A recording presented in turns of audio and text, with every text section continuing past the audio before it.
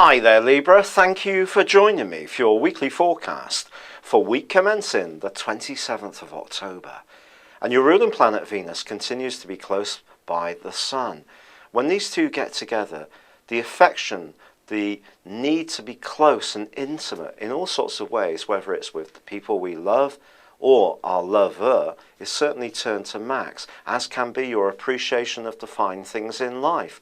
But if we think back over the last couple of years, as Saturn has really been pummeling this part of your horoscope, at times you've had to learn to get by on less, be less indulgent, spend less money on things that are more frivolous and aren't really quite so necessary.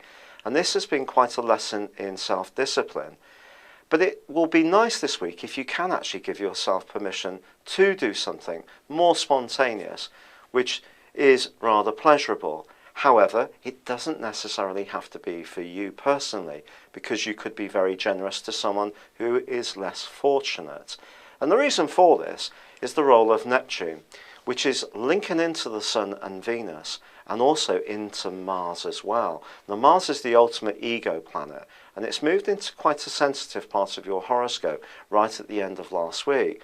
But even here, if you think of people who are perhaps less fortunate, and contribute to a charity, help out a friend who's going through a hard time, or just give yourself a break. If you feel that your situation, you're not quite reaching the goals that you want, don't be too hard on yourself.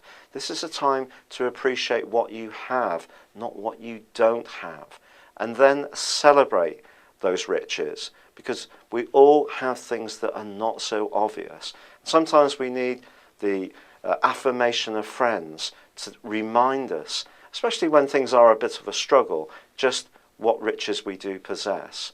But I do feel that if a luscious meal is on the agenda this week, or a really nice glass of wine, or you're tempted by some retail therapy, then do give yourself permission if you can afford it.